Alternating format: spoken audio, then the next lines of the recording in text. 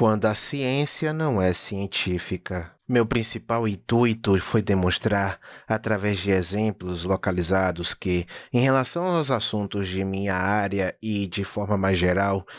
aos de todas as ciências humanas, certos procedimentos, aparentemente muito científicos, são frequentemente os que, na verdade, têm o menor grau de cientificidade. Além disso,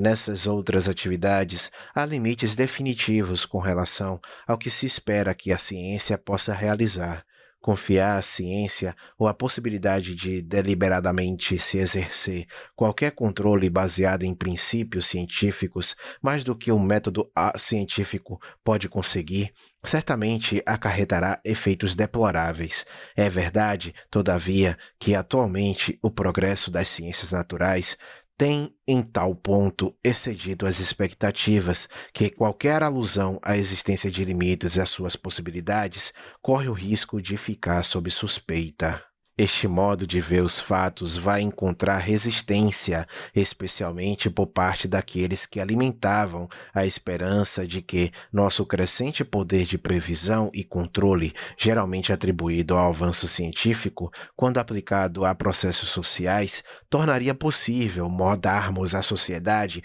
de acordo com o nosso gosto. É certamente verdade que, ao contrário das descobertas das ciências físicas que tendem a provocar muito entusiasmo, as ideias que formamos a partir do estudo da sociedade têm, na maior parte das vezes, produzido um efeito deletério em nossas aspirações. Não surpreende, por outro lado, que os nossos mais jovens e impetuosos colegas de profissão nem sempre estejam preparados para aceitar essa verdade. Não obstante, a confiança no poder ilimitado da ciência frequentemente se baseia na falsa crença de que o método científico se consiste na aplicação de uma técnica pré-fabricada, entre aspas, ou na simples imitação da forma, e não da substância do processo científico, como se alguém precisasse seguir as receitas de um manual de culinária para resolver todos os problemas sociais. Às vezes parece mais fácil aprender técnicas científicas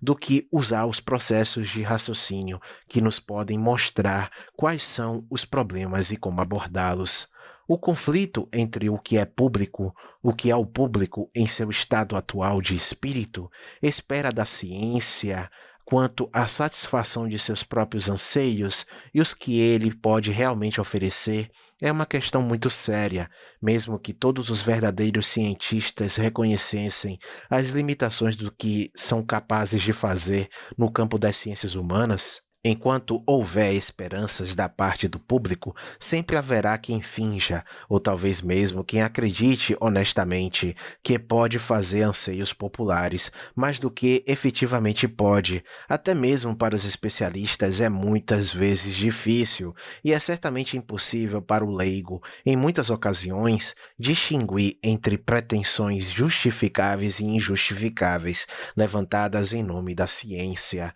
Por exemplo, os mesmos meios de comunicação que deram enorme publicidade a um relatório que, em nome da ciência, tratava dos limites do crescimento, silenciaram totalmente quanto à crítica devastadora feita por especialistas competentes a este relatório. Este exemplo nos faz ficar bastante apreensivos quanto ao que se pode fazer em nome do prestígio da ciência. Por outro lado, não é de modo algum apenas na economia que se fazem ousadas reivindicações no sentido de haver um cada vez maior direcionamento científico para todas as atividades humanas, ou que se procuram substituir nos processos espontâneos por controle humano consistente, entre aspas. Se não estou enganado, os campos da psicologia, psiquiatria, alguns ramos da sociologia, além da chamada filosofia da história, são,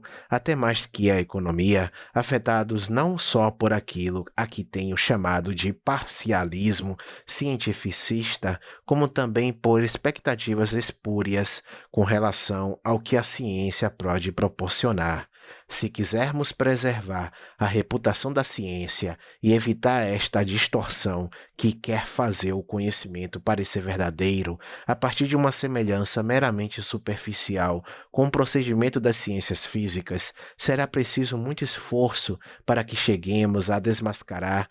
essas apropriações indébitas da ciência, algumas das quais já se tornaram direitos adquiridos de reputados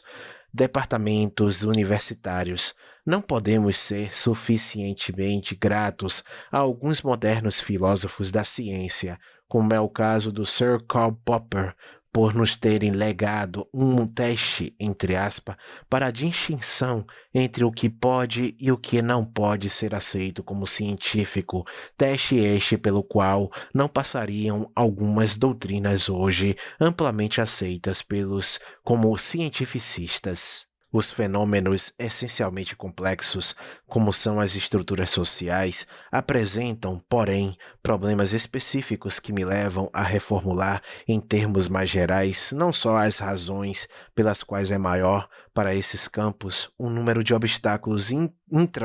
intransponíveis quando se deseja prever determinados acontecimentos, mas também os motivos que nos levam a agir como se tivéssemos conhecimento científico suficiente para superar tais obstáculos, atitude que dificulta em muito o avanço do intelecto humano.